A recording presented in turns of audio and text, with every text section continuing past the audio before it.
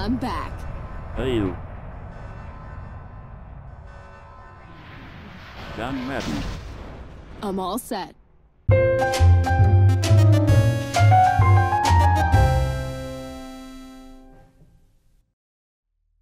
Hi there. Tonight we'll be taking a brief tour of Sanctum 2, a game that I'm excited for that's coming out to major platforms a little bit later this year.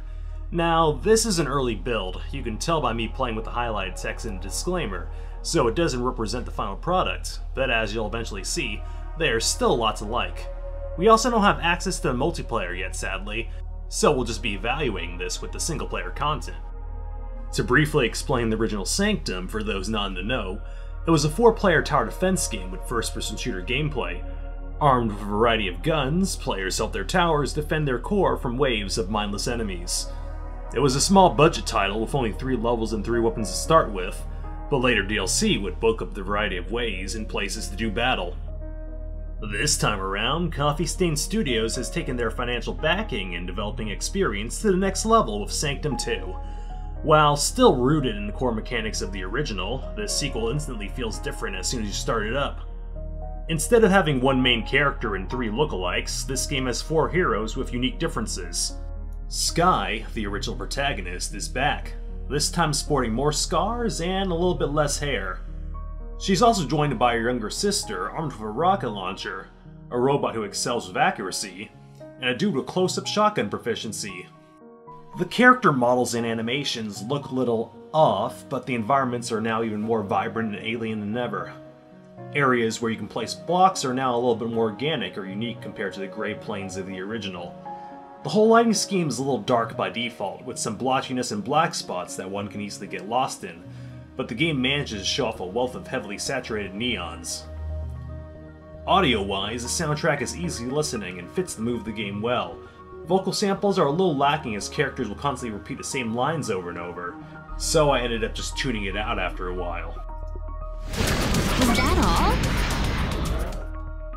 But don't get me wrong, considering the scope of the game, the presentation is still decent all around. And besides that, the gameplay changes are the biggest thing to notice. You can now aim down sights and sprint, which sounds par for the course in other shooters, but it builds up to franticness in this sequel. There are less waves per map, but the chaos that your enemies bring will make up for that in spades. The creatures you'll encounter come in a great variety of sizes and shapes. Like a number of other games, they have glowing weak points where they're most vulnerable. And due to the fact that some towers won't be able to hit them, you can't relax on your laurels and expect your defenses to do all the work for you. In the first Sanctum, enemies were essentially a shooting gallery since they ignored you and just went straight for the core, basically turning the game into a simple challenge to see who can deal the most DPS. Here, hostiles will fight back with a variety of attacks, and you now have a regenerating health system to take into account. Standing on top of towers is no longer safe, and you can even be knocked off the map if you're staying too close to an alien's personal bubble. Some of the foes even try to fly past or kamikaze at you, encouraging players to be aware of their surroundings at all times. Death in this game is punished by a 10-second respawn timer, which can end up being really dangerous to your core. However, players can use a few new tactics to level the playing field. Getting close to enemies can distract them towards you, adding a strategy to stall time or lure them back towards the range of your towers. The game also adds intimidating boss units which rip apart the field, literally, and they are exciting to encounter through Sanctum 2's new campaign mode. Yes, instead of being a pick-up-and-play exhibition game, Sanctum 2 offers a story mode that can be played alone or with friends.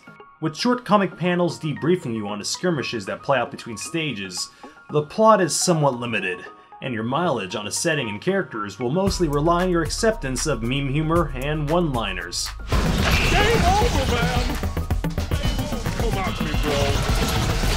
Sanctum 2 isn't shirking on content either, as there's 16 stages to play on, and it took me about 5 hours solo to get through half of them. The stages are broken up in a linear progression, and instead of having standard difficulty levels, players can choose between different mutators in exchange for more experience, these being called feats of strength. Each of the 5 succeeds in making the game a little bit harder. Those looking for an easy mode or survival mode will find modifiers for such as well. I would still enjoy the notion of a few unlocked maps at the start of the game for quick play, but they're really pushing for a driven experience. Segueing into experience, another major addition is the incorporation of leveling. As you progress, you'll unlock the capability to make more towers, access more weapons, and add on a variety of perks that can change up the gameplay in advantageous ways. For instance, you can have the core deal damage to enemies that attack it, so you can just ignore small fries because they'll be killed instantly upon reaching the home base. Or you can get the ability to respawn instantly and get a damage buff, making dying a good thing. There's even one that allows you to damage enemies by jumping on their heads, which suddenly makes the larger monsters incredibly easy to topple. There are plenty of these abilities to unlock, and each will have different synergy with different characters.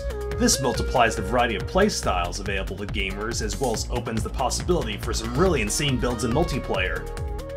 Compared to the original, Sanctum 2 has become a fairly complex game, but it slowly opens up options to experiment with, and you're rewarded for continuing to play it. This will help out the longevity of the game for those looking for accomplishments and rewards.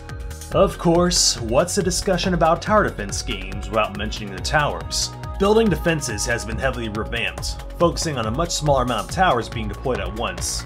Resources are distributed in flat values after each wave instead of dispersing by kills, so you can't build your perfect zigzag maze on the second wave anymore. While this personally feels like there's less control in the giant left hand of the player, it also encourages experimenting with different layouts and relies more on your skill of shooting up them bitches than wasting hours min-maxing the pathing. This part seems like a slight step back from my personal taste, as I enjoyed spending over 30 minutes crafting layouts at the start of the game, but it addresses a lot of pacing issues that other people had about the first game. One major upgrade though is that your minimap has live pathing updates, so you never feel cheated when an enemy finds a crack in your wall to sneak through. Your weapons check out what your towers can't catch though, as they come in many diverse shapes and sizes. Each also has an alternative fire that gives them a range of uses, and can compensate for any flaws a character has, or further improve the use of a perk.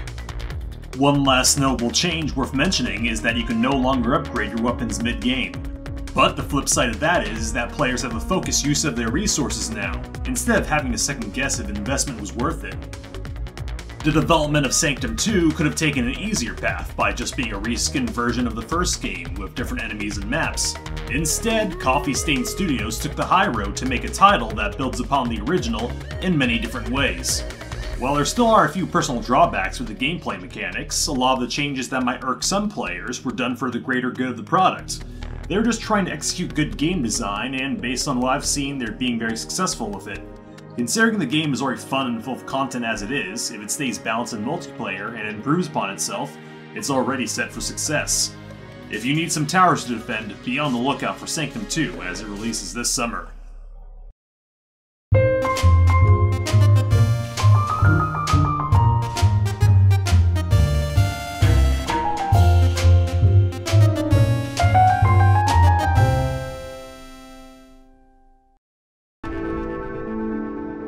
All good.